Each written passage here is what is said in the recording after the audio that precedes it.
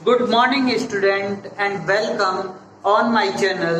This is on Varad Vinayak classes and इस channel पर मैं आपको क्लास 10th की चैप्टर वाइज टर्म 1 सिलेबस की मैथमेटिक्स की वीडियो प्रोवाइड करा रहा हूं, जिसमें आज जो मैं आपको जिस सीरीज चल रही है कंसेप्ट की सीरीज, उस कंसेप्ट की सीरीज में पहला चैप्टर मैंने आपको कंसेप्ट में बताया था कोऑर्डिनेट ज्योमेट्री, और सेकंड चैप्टर कंसेप्ट के लिए मैं आपको बता रहा हूं इंट्रोडक्शन ऑफ ट्रिग्नोमेट्री। अब इंट्रोडक्शन ऑफ ट्रिग्नोमेट्री आपका बहुत ही इंपॉर्टेंट चैप्टर है as of the point of view your exam and also for your higher education. आप अगर हायर एजुकेशन में आप मैथ पिक करेंगे तो ट्रिग्नोमेट्री आपके लिए इंपॉर्टेंट कंसेप्ट होगा, इसीलिए इस वीडियो को आप जरूर देखिएगा और पूरा देखिएगा, क्योंकि मैं आज आपको ट्रिग्नोमेट्री को बेसिक छोड़िए, मैं आपको मतलब पॉइंट से लेकर स्टार्ट पॉइंट से लेकर के करूंगा ताकि आपको ट्रिग्नोमेट्री का एवरी कंसेप्ट क्लियर हो जाए और आप आगे अपने हायर एजुकेशन में इसका यूज कर सकें और आपको प्रॉब्लम ना हो। साथ में मैं आपको एक इंफॉर्मेशन प्रोवाइड कराना चाहता हूं कि मैंने एक टेलीग्राम चैनल बनाया है जिस पर आपको मेरी वीडियो की और जो भी मैं आपको नोट्स प्रोवाइड कराऊंगा उसके नोट्स आपको टेलीग्राम चैनल पर मिलते रहेंगे। तो टेलीग्राम चैनल का जो लिंक है वो आपको वीडियो के डिस्क्रिप्शन में मिल जाएगा, इसीलिए उस लिंक पे जाकर के टेलीग्राम चैनल को ज्वाइन जरूर करिए और आपको बहुत हेल्प मिलेगी उस टेलीग्राम चैनल से। मैं धीरे धीरे उस टेलीग्राम चैनल पर आपको नोट्स प्रोवाइड कराऊंगा, आपको जो इम्पोर्टेंट क्वेश्चंस है उसकी सीरीज दूंगा ताकि आप उसे करके अपने एग्जाम को क्रैक कर सके, अच्छे नंबर ला सके। तो चलिए चलते हैं आज के अपने टॉपिक पर, जिसका नाम है इंट्रोडक्शन ऑफ ट्रिग्नोमेट्री। चैप्टर बहुत इंटरेस्टिंग चैप्टर है, आपको चैप्टर देख करके पता चलेगा चैप्टर कितना इंटरेस्टिंग है और अच्छा चैप्टर है, आपको मजा आएगा पढ़ने में। चलिए देखिए, सबसे पहले मैं आपको सिर्फ एक चीज से स्टार्ट करता हूं कि what is the meaning of angle. अब यहां पर आपके पास ये पॉइंट है, इस पॉइंट से हम एक रे खींच रहे हैं, ये रे सपोज करिए ए एंड बी, ओके। अब इस रे से हम दूसरी रे जस्ट कनेक्ट करते हुए, इस पॉइंट से दूसरी रे कनेक्ट करते हुए खींच रहे हैं। ये जो रे है, ये रे इस रे से एक एंगल फॉर्म करती है जिसको हम जनरली थीटा के नाम से जानते हैं। क्लियर? अब ये जो थीटा है, ये थीटा अगर ये वाली जो रे है, ये वाली रे जो होगी ये तो फिक्स रे होगी, मतलब फिक्स्ड होगी, ये चेंज नहीं होगी। बट ये वाली रे जो होगी ये वेरिएट करेगी, ठीक है, ये वेरिएट करेगी यानी कि वेरिएबल की तरह फॉर्म करेगी, यानी कि ये रे पहले यहाँ थी, फिर यहाँ थी, फिर यहाँ थी, फिर यहाँ थी, फिर यहाँ थी, इस टाइप से ये मूव होती चली जाएगी।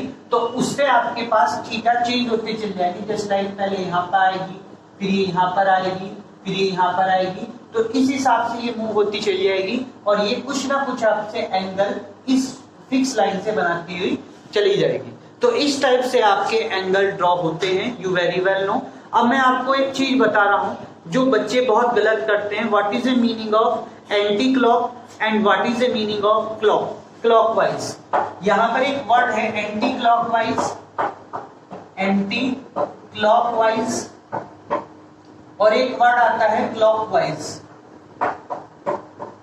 आप इसको लर्न रखने के लिए सिर्फ ये चीजें याद रखेंगे। देखिए, क्लॉकवाइज का मीनिंग है क्लॉक कैसे चलती है, यहां से इस टाइप से मूव करती है क्लॉक।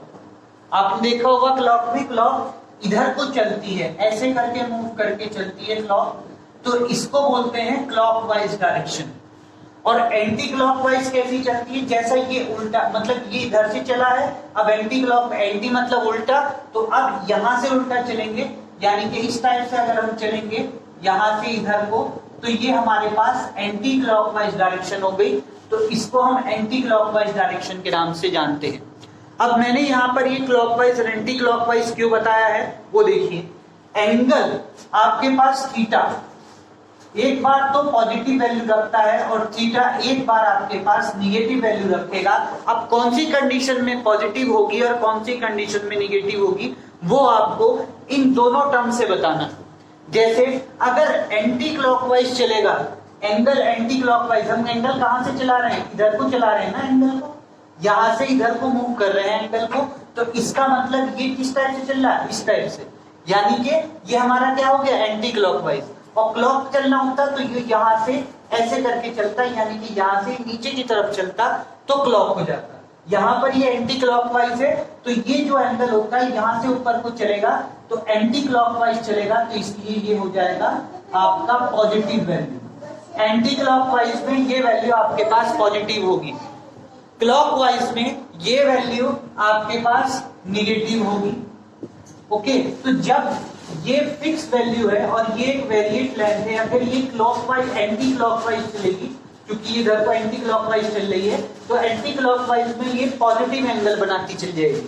अगर ये क्लॉकवाइज चलेगी यानी कि नीचे को चलेगी तो ये एंगल माइनस बनाती हुई चली जाएगी। इसीलिए इस वैल्यू को आपको याद जरूर रखना है।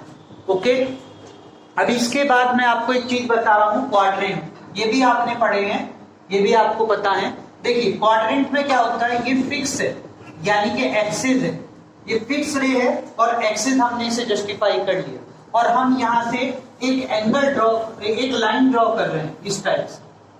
ओके, तो ये यहाँ पर एक लाइन ड्रॉ हुई।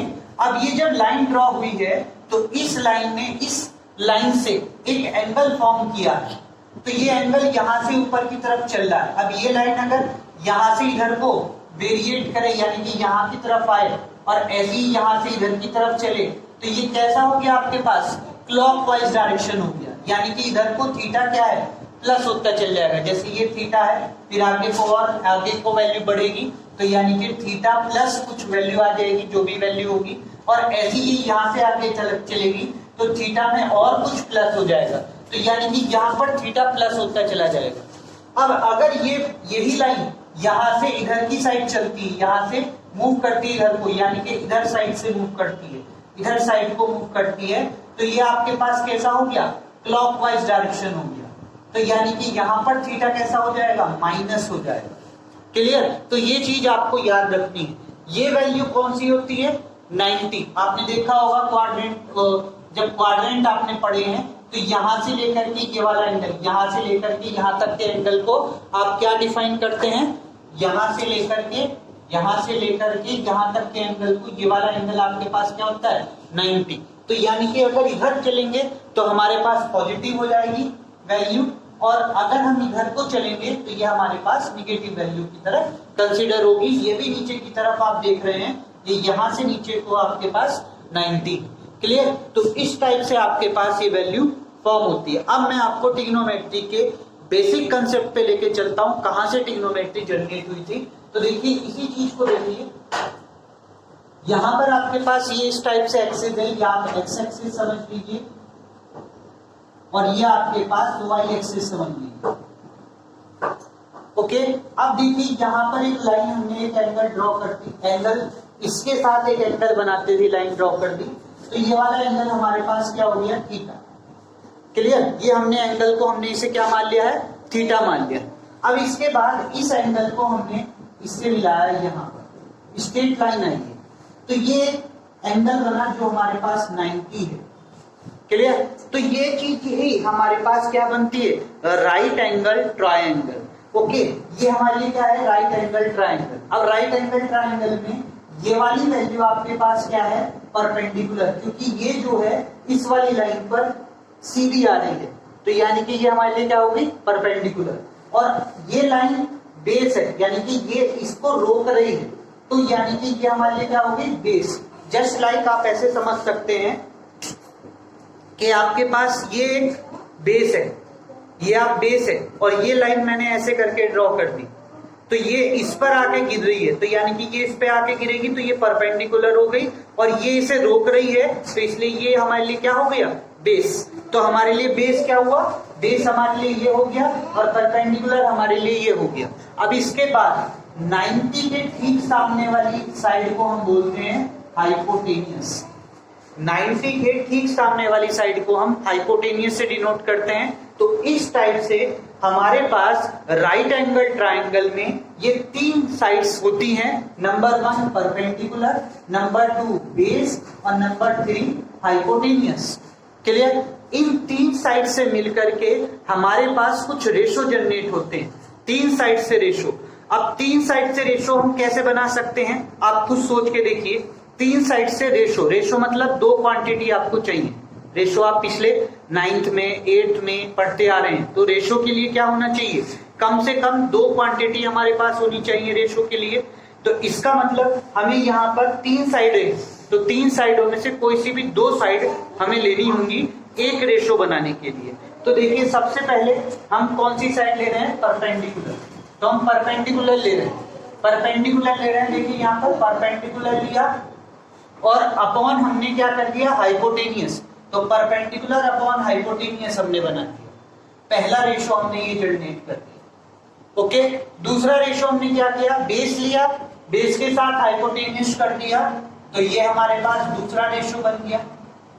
तीसरा रेशो हमने क्या किया कि पहले देखिए परपेंडिकुलर के साथ बेस का रिलेशन भी बना चुके हैं, बेस के साथ हाइपोटेनियस का रिलेशन भी बना चुके हैं, बट अभी किसका रिलेशन और बाकी रह गया, परपेंडिकुलर और बेस का। तो perpendicular upon base, perpendicular upon base हमने यहां पर ले लिया। तो हमारे पास मैक्सिमम 3 साइड से ये 3 रेशो हमारे पास जनरेट हुए, first, second and third, 3 ratio generate हुए।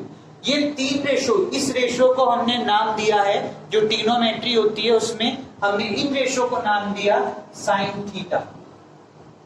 ये अपने पास से दिया। अब थीटा क्या है, थीटा ये है, ये वाला एंगल आप देख रहे हैं, ये एंगल मैंने आपको डिफाइन करा था ना कि ये लाइन, ये हाइपोटेनियस इस बेस से, हाइपोटेनियस इस बेस से जो एंगल फॉर्म करेगी वो एंगल यहाँ पर राइट होगा। और साइन जो है वो हमारे पास रेशो का नेम है। तो हमारे पास पहला फॉर्मूला बना साइन थीटा के लिए। साइन थीटा के लिए फॉर्मूला होता है परपेंडिकुलर अपॉन हाइपोटेनियस।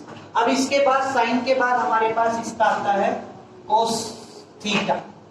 ठीक है, कॉस थीटा यानी कि थीटा तो यही है और कॉस हमने इसका नाम दे दिया क्योंकि परपेंडिकुलर के लिए हमने दे दिया साइन, तो बेस के लिए, बेस वाले के लिए हम अलग से देंगे, तो इसे हमने कॉस थीटा का नाम से दे दिया। तो ये हमारे पास हो गया कॉस थीटा।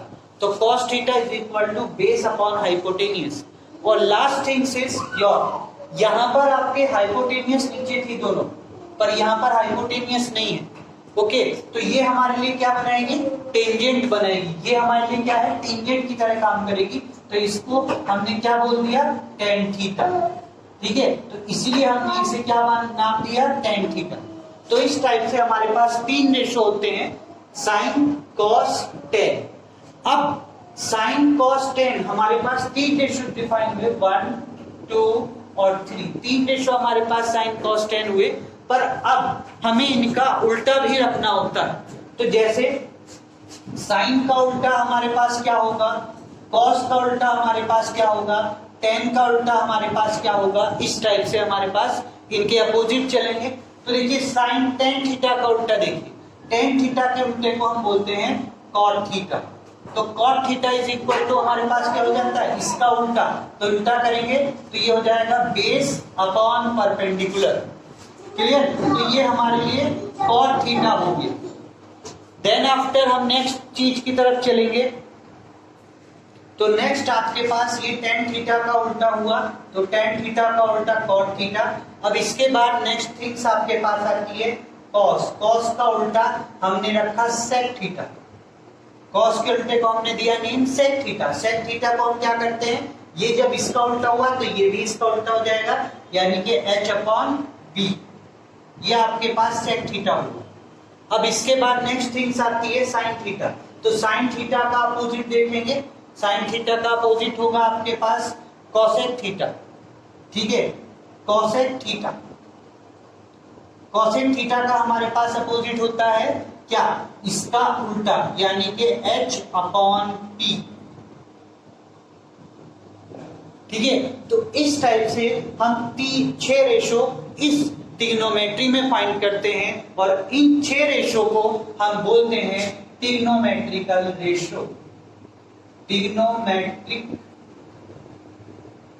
रेशो, ठीक है। ट्रिग्नोमेट्रिक रेशो, ये आपके पास 6 रेशो जो मैंने यहां पर आपको बताए हैं, ये होते हैं trigonometric ratio. Sine theta, cos theta, tan theta, cot theta, sec theta और कोसेक थीटा। ओके, तो ये इसी ट्रिग्नोमेट्रिक, इसी ट्रायंगल की फॉर्म से यहां पर मिल करके बने होते हैं। क्लियर? आपको यहां तक मेरे हिसाब से समझ में आ गया होगा। यहां तक आपको कोई भी प्रॉब्लम नहीं होनी चाहिए। अगर इसमें भी कोई प्रॉब्लम है तो आप मुझसे कमेंट करिए और मैं आपको कमेंट में इसका आंसर जरूर दूंगा। तो चलिए अब चलते हैं अपने सेकंड लॉ। देखिए, ये मैंने यहां पर आपको शॉर्ट फॉर्म में लिख दिए हैं, साइन, कॉस, टेन, कॉट, सेक, कोसेक, इनके फॉर्मूले भी। अब इनको लर्न रखने के लिए या लर्न करने के लिए कौन सी ट्रिक है वो मैं आपको बताने जा रहा हूं। तो देखिए ट्रिक क्या है, आपको ट्रिक करनी है perpendicular base, perpendicular upon hypotenuse, hypotenuse base. इस चीज को आपको लर्न रखना है, इस चीज को, इस फॉर्म को आपको लर्न रखना है और आपके ये सारे ट्रिग्नोमेट्रिकल रेशो बन जाए।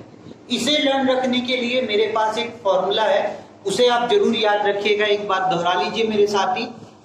फॉर्मूला है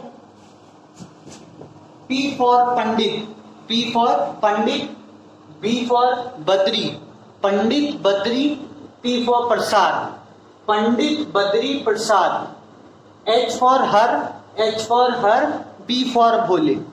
तो पंडित बद्री प्रसाद हर हर भोले, इस लाइन से भी आप इसे याद कर सकते हैं। एक बार फिर से बोलिए, पंडित बद्री प्रसाद हर हर भोले।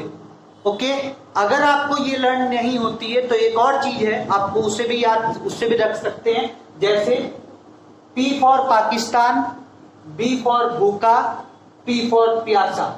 पाकिस्तान, भूखा, प्यासा। H for Hindustan, H for हरा, B फॉर भरा। पाकिस्तान, भूखा, प्यासा, हिंदुस्तान, हरा भरा। आप ऐसे भी लर्न करके रख सकते हैं, पाकिस्तान, भूखा, प्यासा, हिंदुस्तान, हरा भरा। आप ऐसे करके भी इसे लर्न रख सकते हैं। ये ट्रिक्स है जिसके थ्रू आप इसे पूरे फॉर्म को लर्न रख सकते हैं और आपके पास ये पूरा रेशो आप एक ही बारी में लर्न हो जाएगा। अब देखिए, इसको अगर देखें कैसे आप लर्न रखेंगे। देखिए, ये तो आप लर्न रखेंगे, यहां से अगर इस वैल्यू को देखिए तो ये वाली वैल्यू आपके पास ये वाली है ना।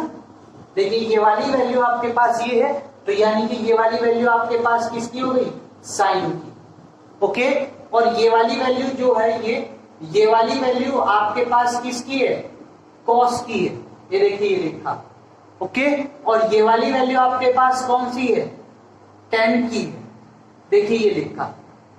तो इस टाइप से आप इसे साइन, कॉस और टेन को लर्न रख सकते हैं। और जब आपके पास ये तीनों लर्न हो जाएंगे, ये तीनों आप लिख लेंगे, तो आपके पास ये भी आप इजिली पढ़ लेंगे, क्योंकि टेन का उल्टा कॉट होता है तो इसका उल्टा कर दीजिए, कॉस का उल्टा सेक होता है तो इसका उल्टा कर दीजिए, साइन का उल्टा कॉस होता है तो इसका उल्टा कर दीजिए। आपके पास पूरी की पूरी फॉर्म आप एक ही बारी में लर्न रख पाएंगे। क्लियर?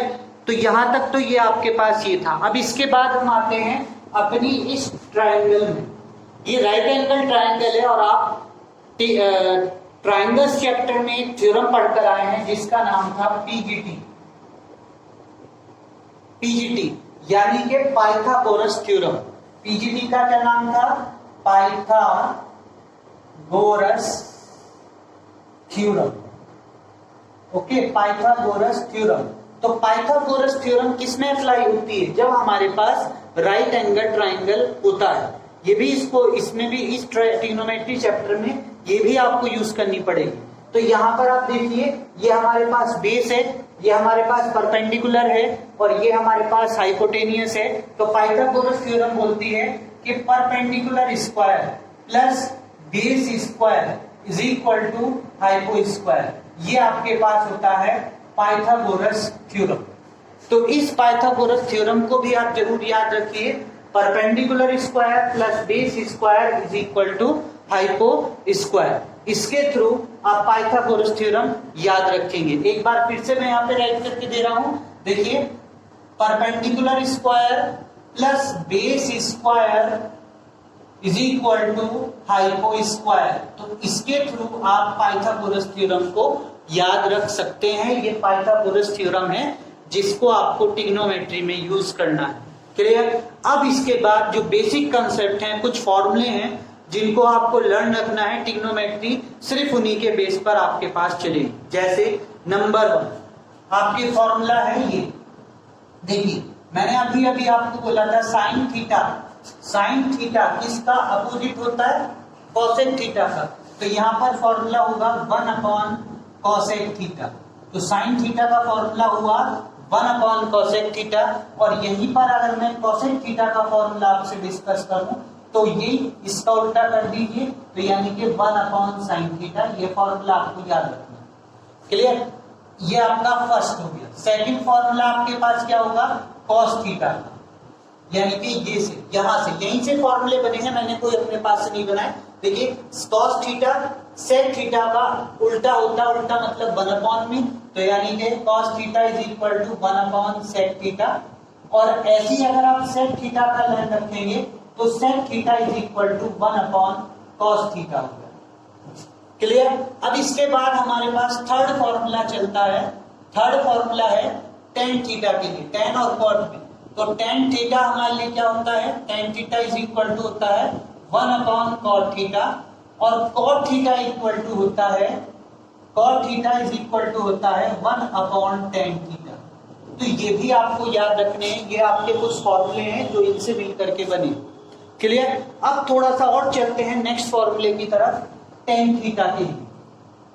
देखिए टेन थीटा का फॉर्मूला हमारे पास sine theta upon cos theta भी होता है। और जब टेन थीटा का ये होता है तो टेन का उल्टा कॉट होता है। तो कॉट थीटा का हमारे पास क्या हुआ?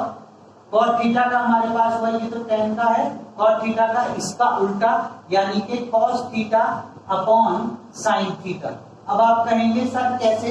Ten theta is equal to sine theta upon cos theta कैसे होता है, और cot theta is equal to cos theta upon sine theta क्यों होता है? तो अभी आपने एक फॉर्मूले पढ़े हैं, ये देखिए अगर मैं टेन थीटा को लेके चलता हूं, tan theta is equal to sine theta upon cos theta होता है ना, मैंने अभी आपको बताया ये। अब इसका प्रूफ भी देखिए, टेन थीटा की वैल्यू क्या होती है? ये तो परपेंडिकुलर अपॉन बेस। क्लियर?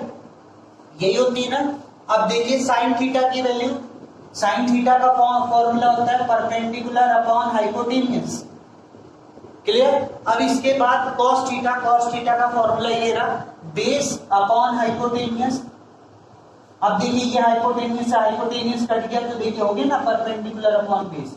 तो यानी कि sign theta upon cos theta करेंगे तो वो फॉर्मूला हमारे लिए क्या हो जाएगा? टेन थीटा की फॉर्म में बदल जाएगा। तो यानी कि ये फॉर्मूला भी आपको लर्न रखना है, ये वाला जो इधर लिखा है और ये भी। तो ये दो फॉर्मूले भी आपको एक्स्ट्राली लर्न करने हैं। ये सारे फॉर्मूले जो यहाँ पर बोर्ड पे इस टाइम लिखे हुए हैं ये भी आपको लर्न रखने हैं और अपनी कॉपी पर इसे राइट जरूर कर लीजिएगा, क्योंकि एक जगह मैं आपको सारे फॉर्मूले राइट कराते जा रहा हूं। अब चलते हैं अपने आगे, इससे आगे के जो फॉर्मूले हैं वो देखने के लिए। तो 2 मिनट का देखिए, अभी आप देखिएगा। जस्ट इससे पहले आपको एक चीज और बता रहा हूं, देखिए मैंने आपको यहां पर लिखा था साइन थीटा। ओके, तो साइन थीटा का मीनिंग क्या होता है? ये थीटा जो है ये वाला एंगल है और साइन जो है वो इसका नेम है। तो इसके भी ये पूरी एक वैल्यू है, पूरी कंप्लीट एक वैल्यू है, ये अलग अलग वैल्यू नहीं है, पूरी कंप्लीट एक वैल्यू। इसका मीनिंग ये नहीं होता, कुछ लोग इसे ऐसे समझते हैं साइन इंटू थीटा। ओके, ये मीनिंग इसका नहीं है, ये अलग वैल्यू है और ये वाली अलग वैल्यू है। ओके, तो जब भी आपसे कोई पूछा जाए कि साइन थीटा, तो दैट्स मीन के साइन की वैल्यू थीटा के रेस्पेक्ट में, साइन की वैल्यू थीटा के रेस्पेक्ट में, ना कि साइन इंटू थीटा। क्लियर? अब इसके बाद दूसरी चीज, अगर हम ये साइन के साथ ही नहीं है, ये सभी के साथ में है। अगर यहाँ पर आप cos थीटा टी लिख रहे हैं तो cos थीटा की वैल्यू आपके पास नॉट इक्वल टू होगी cos इंटू थीटा। इसका मतलब यही होता है कि cos की वैल्यू थीटा के रेस्पेक्ट में, ना कि cos इंटू थीटा। चलिए, अब इसके बाद नेक्स्ट चीज आपके पास आती है कि साइन थीटा का अगर हम स्क्वायर कर दें, साइन थीटा का अगर हम स्क्वायर कर दें तो क्या होगा। साइन थीटा का स्क्वायर ऐसे नहीं लिखा जाता, साइन थीटा का स्क्वायर लिखा जाता है साइन स्क्वायर थीटा। ओके, ये चीज भी आपको याद रखनी है कि साइन स्क्वायर थीटा लिखा जाता है इस फॉर्म में। क्लियर? तो ये चीज और ये चीज दोनों इक्वल है, यानी कि साइन का स्क्वायर जो है वो साइन स्क्वायर थीटा होगा, ना कि इसको आप काफी स्टूडेंट इसे ऐसे करके भी लिख देते हैं कि साइन थीटा का स्क्वायर और स्क्वायर, कि जी दोनों पे चढ़ जाएगा। नहीं, ऐसा कुछ नहीं है, केवल साइन पर स्क्वायर चलेगा, थीटा पर स्क्वायर नहीं चढ़ेगा। क्लियर? केवल इसका स्क्वायर केवल साइन पे चढ़ेगा, थीटा पर नहीं चढ़ेगा। ये चीज भी आप याद रख के चलिएगा। ये सेम प्रोसेस कॉस के लिए भी होता है, टेन के लिए भी, सभी के लिए। क्लियर? अब इसके बाद हम अपनी नेक्स्ट पोजीशन की तरफ चलते हैं, जिसका बेस्ड आपके पास है एंगल्स। ओके, मैंने अभी आपको यहां पर जस्टिफाई करा था, यहीं पर आप देखिएगा। देखिए, ये चीज यहां से लेकर के यहां तक की 90 का एंगल बनाती है, आपको मैंने अभी बताया था। तो यानी कि ये जो थीटा है ये इस 90 के अंदर आएगा। ओके, यानी कि थीटा की वैल्यू 90 हो सकती है। ओके, थीटा की वैल्यू 90 भी हो सकती है। थीटा की वैल्यू 90 से कम 81, 89 हो सकती है। थीटा की वैल्यू 87 हो सकती है। थीटा की वैल्यू 86 हो सकती है। थीटा की वैल्यू 85 हो सकती है। इसी अकॉर्डिंग थीटा की वैल्यू 1 भी हो सकती है, 2 भी हो सकती है। तो यानी कि थीटा की वैल्यू ये सारी हो सकती है अगर इसके अंदर आ रहा है थीटा। तो अगर इस क्वाड्रेंट में आ रहा है तो थीटा की वैल्यू ये सब हो सकती है। तो यानी कि हम इसे इस फॉर्म में भी लिख सकते हैं कि थीटा की वैल्यू 90 माइनस थीटा की तो हो सकती है ना। थीटा मतलब एंगल, एंगल की वैल्यू, एंगल जो होगा वो 90 माइनस थीटा हो सकता है। यहाँ पर जितने भी एंगल होंगे वो 90 से कम होंगे, जितने भी एंगल होंगे 90 से कम होंगे।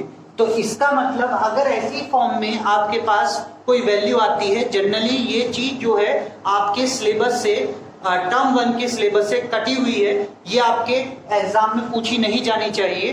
बट थोड़ा सा मैं इसलिए बता रहा हूं ताकि आपको आगे फ्यूचर में इसका यूज करना पड़े तो आप इसे यूज कर सके। तो देखिए, कुछ फॉर्मूले होते हैं इस पर डिपेंडेंट, जैसे साइन 90 माइनस थीटा की वैल्यू आपके पास होती है कॉस थीटा, यानी कि साइन 90 में से 90 माइनस थीटा की वैल्यू कॉस थीटा हो जाती है।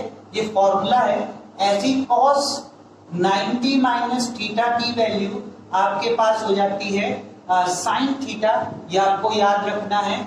और tan 90 माइनस थीटा की वैल्यू आपके पास हो जाती है cot थीटा, और same process cot 90 minus theta की वैल्यू आपके पास हो जाती है tan थीटा, और सेम सेक और कोसेक के लिए सेक 90 माइनस थीटा की वैल्यू आपके पास हो जाएगी कोसेक थीटा, और कोसेक 90 माइनस थीटा की वैल्यू आपके पास हो जाएगी सेक थीटा। ये आपको फॉर्म लर्न रखनी है, अगर आपके एग्जाम में इससे रिलेटेड कुछ आता है तो आप इजीली कर पाए। क्लियर? इसके बाद मैं आपको अपनी नेक्स्ट वैल्यू की तरफ लेके चलता हूं, जो कि हाईली इंपॉर्टेंट है, और उस पर क्वेश्चन, उस पर बेस्ड क्वेश्चन आपके पास जरूर आए। जैसे आपका क्या है, देखिए हमने आपको दो चीज बताई थी, एक साइन थीटा बताया था और एक कॉस थीटा बताया था। जनरली जो रिलेशन बनते हैं वो इन दोनों के बीच में बनेंगे, जिनको हम आइडेंटिटी बोलते हैं, टिग्नोमेट्रिकल आइडेंटिटी। टिग्नोमेट्रिकल आइडेंटिटी क्या है? सबसे पहली आइडेंटिटी है कि sine square theta plus cos square theta is equal to 1 होता है। अब आप कहेंगे कि sine square theta plus cos square theta is equal to 1 है, ये पहली आइडेंटिटी है। अब इस आइडेंटिटी को अगर मैं प्रूफ करना चाहूं तो कैसे करूंगा, देखिए मैं अगर जनरली देखूं तो ये वाली वैल्यू का जो फॉर्मूला होता है वो परपेंडिकुलर अपॉन हाइपोटेनियस होता है, और जब इसका स्क्वायर है तो इसका भी चढ़ जाएगा, इसका भी चढ़ जाएगा, सेम, क्लियर। प्लस अगर मैं कॉस के लिए देखता हूं, कॉस स्क्वायर थीटा के लिए, तो कॉस का क्या होता है, base square upon hypo square. आपको जब पता होगा कॉस की वैल्यू अभी अभी बता कर आया हूं, बेस अपॉन हाइपोटेनियस। तो ये दोनों अब जब ऐड करोगे तो नीचे वाला एलसीएम आपके पास हाइपोटेनियस ही आ रहा है, ओके, हाइपोटेनियस ही आ रहा है। ऊपर क्या बचा, परपेंडिकुलर स्क्वायर बचा, और इधर क्या बचा, बेस स्क्वायर बचा, क्लियर। और ये वैल्यू आपके पास अभी मैंने पाइथागोरस थ्योरम राइट करी थी कि perpendicular square plus base square is equal to hypo square, और ये हमारे पास कौन सी थी, पाइथागोरस थ्योरम, ये हमारे पास पाइथागोरस थ्योरम थी। तो देखिए ऊपर वाली वैल्यू ये हो गई नहीं पूरी, तो इसकी जगह हम क्या लिख सकते हैं, हाइपो स्क्वायर, तो यानी कि ये हो गया hypo square upon hypo square, ये इससे कट होगी और वैल्यू आपके पास 1 आ गई। तो इसका मतलब ये आपके पास जो फॉर्मूला है ये भी मैंने ड्राइव करके आपको यहाँ पर बता दिया। तो sine square theta plus cos square theta is equal to 1 होता है। इसके बाद बाकी की जो दो आइडेंटिटी हैं वो ये हैं, 1 plus tan square theta is equal to आपके पास होता है कॉट स्क्वायर थीटा, एक ये आइडेंटिटी आपके पास है। और इसके बाद नेक्स्ट आइडेंटिटी आपके पास आएगी थर्ड, वो है आपके पास 1 plus tan square theta is equal to sec square theta होता है, ना कि कॉट स्क्वायर होता है, that is a sec square theta. 1 plus tan square theta is equal to sec square theta. और सेकंड थर्ड आइडेंटिटी है 1 plus cot square theta is equal to cosec square theta. तो ये आपके पास third identity है। ये तीनों identity आपको learn रखनी है, पर टर्म वन में आपके पास सिर्फ यही आइडेंटिटी सिलेबस के अंदर दी गई है, पर ये आइडेंटिटी से आप ये दो आइडेंटिटी भी बना सकते हैं, इसलिए इस तीनों आइडेंटिटी को आप लर्न जरूर रखिएगा। एक बार इस आइडेंटिटी को मैं यहाँ पे लिख राइट कर रहा हूँ जो आपकी जनरली सिलेबस में है। तो ये है आपके पास sine square theta plus cos square theta is equal to 1। अब आप कहेंगे कि सर ये आइडेंटिटी हम कैसे यूज करेंगे, वो भी मैं आपको अभी बताऊंगा कि कैसे कैसे आपको ये आइडेंटिटी यूज करनी है।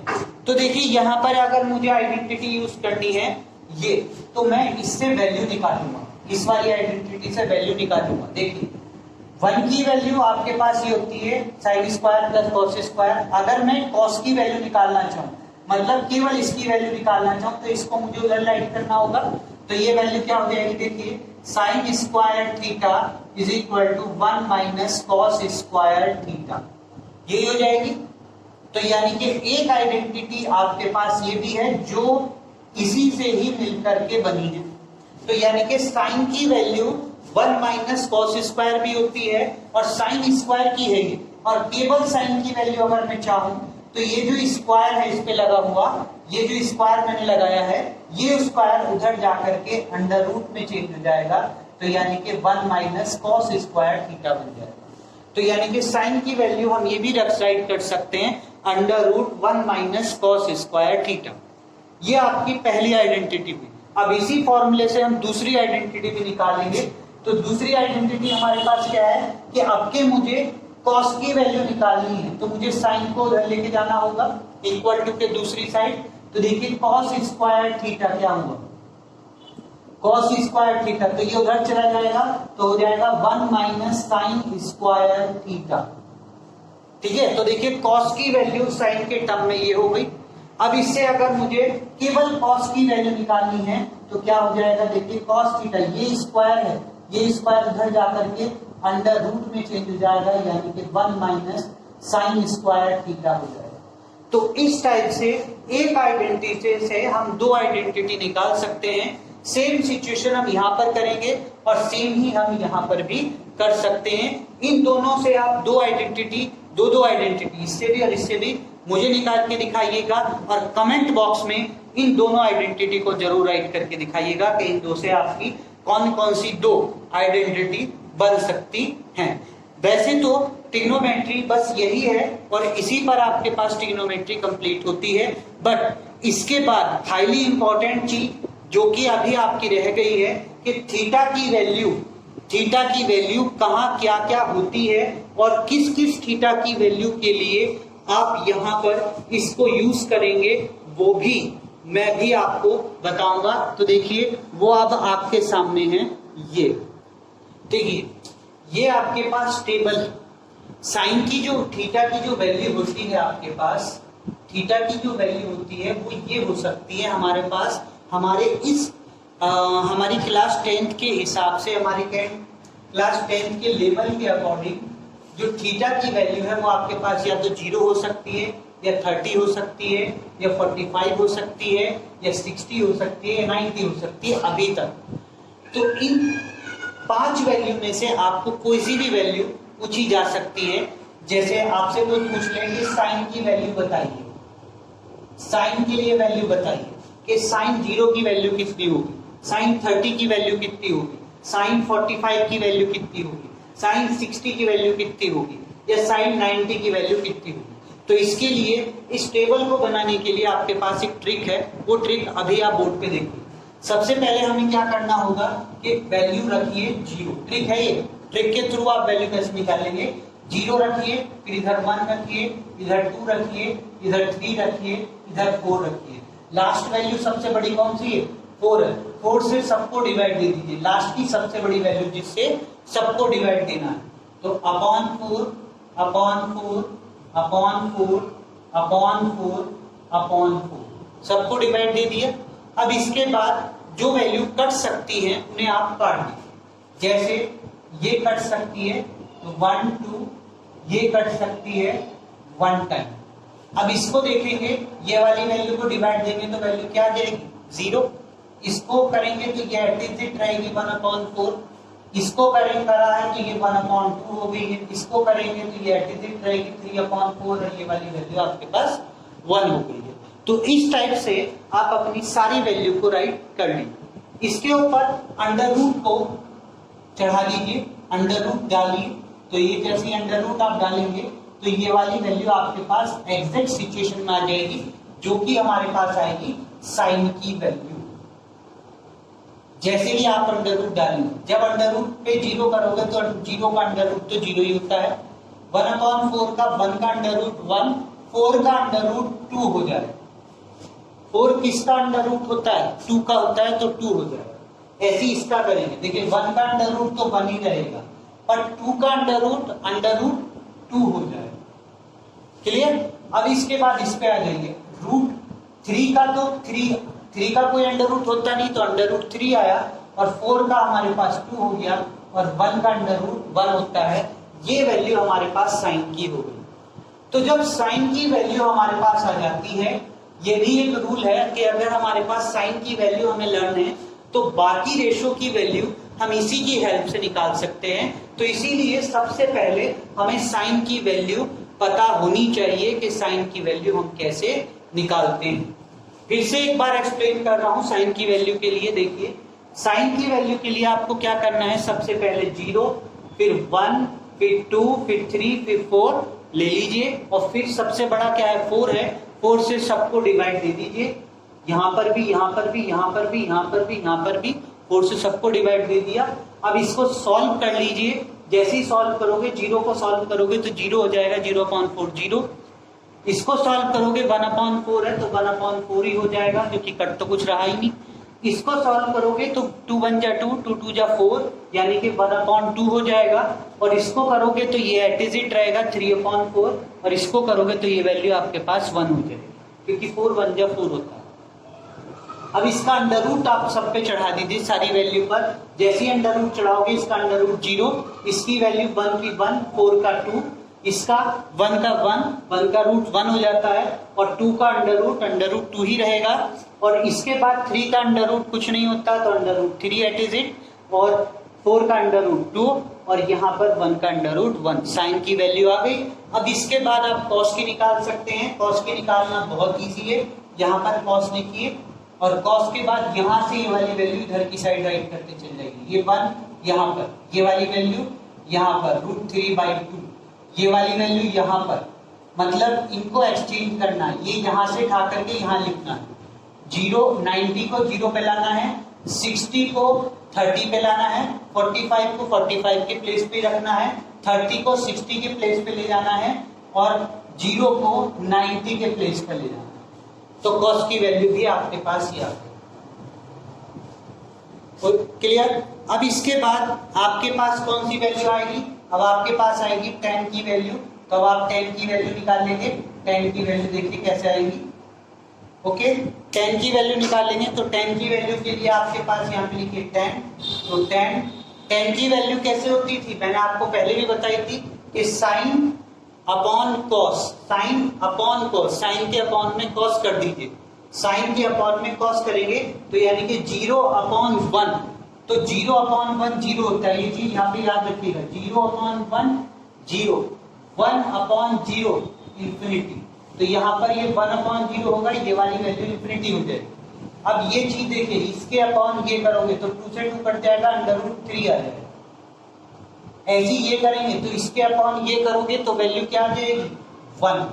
भाई ये पूरा इस पूरे से सेम वैल्यू में कट जाएगा। ऐसे यहाँ पर ये 2 से 2 कट जाएगा तो 1/√3 आ जाएगा। तो ये आपके पास tan की वैल्यू होगी। अब tan, बस ये 3 वैल्यू आपको निकालनी होती है। 3 के बाद तो आप बाकी वैल्यू खुद आराम से निकाल सकते हैं, क्योंकि tan का उल्टा क्या होता है? tan का उल्टा होता है cot। तो cot जो होता है tan का उल्टा है, तो यहाँ पे cot की वैल्यू आ जाएगी। तो इसका उल्टा यानी कि 0 का उल्टा इंफिनिटी, ये चीज याद रखेंगे। 0 का उल्टा इंफिनिटी, इसका उल्टा √3, इसका उल्टा 1, इसका उल्टा 1/√3। कैसे? इसके अपॉन में 1 राइट सपोज कर लीजिए, जिसका कोई नहीं उसके नीचे आप 1 राइट कर सकते हैं। अब इसके बाद इंफिनिटी का उल्टा हो जाता है 0। तो देखिए टेबल पूरा बन गई। फिर उसके बाद आपके पास नेक्स्ट वैल्यू क्या आ जाएगी? सेक की आ जाएगी।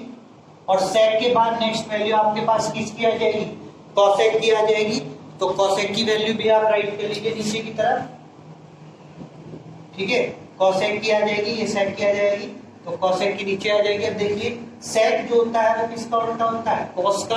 तो सेक कॉस का उल्टा यानी कि 1 का उल्टा 1, इसका उल्टा 2/√3 और सेम सिचुएशन इसका उल्टा √2, इसका उल्टा 2 और इसका उल्टा इंफिनिटी, 0 का उल्टा इंफिनिटी। ऐसी कॉसेक में चलेंगे। कॉसेक में 0 का उल्टा इंफिनिटी, इसका उल्टा 2, साइन का उल्टा करना है बस, और इसका उल्टा √2, इसका उल्टा 2/√3 और इसका उल्टा 1। ठीक है, तो इस टाइप से आप अपनी वैल्यू को टेबल की बना सकते हैं। ये बारी पूरी आपके पास टेबल जनरेट हो चुकी है। इस टाइप से आप अपनी टेबल को वहां पर बनाकर आ सकते हैं। यहां पर एक कंक्लूजन मैं आपको बताना चाहता हूं। एक चीज याद रखिएगा कि यहां पर जो साइन और कॉस होता है, साइन और कॉस है, साइन और कॉस। तो साइन और कॉस की जो वैल्यू होती है, साइन थीटा की और कॉस थीटा की जो वैल्यू होती है, वो हर बार जो होगी 1 से कम होगी और -1 से बड़ी होगी। ओके, ये चीज याद रखिएगा। 1 से छोटी होगी, -1 से बड़ी होगी, साइन और कॉस की वैल्यू। ओके, और दूसरी चीज, अगर मैं आ जाऊं सेक और कॉसेक पे, सेक और कॉसेक पे, तो सेक और कॉसेक में हर ये वाली सेक और कॉसेक की वैल्यू हर बार 1 से बड़ी होगी। ये रिजल्ट भी आप जरूर याद रखिएगा। क्लियर? कि साइन थीटा की वैल्यू किसके बीच में होती है? 1 और -1 के बीच में, और कोसेक और सेक की वैल्यू हर बार 1 से बड़ी होती है। ये चीज, ये रिजल्ट भी आपको लर्न रखना है।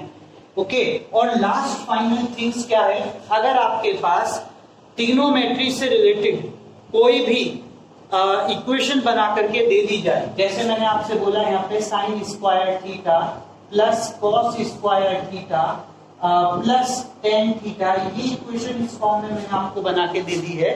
तो इस इक्वेशन में ये थीटा है, ठीक है, तो sine square theta plus cos square theta plus tan theta, इस हिसाब से अगर कोई इक्वेशन आती है तो इस पूरी इक्वेशन में जो थीटा होगा वो सेम वैल्यू रखेगा, अलग अलग नहीं होगा। ये चीज आपको याद रखनी है।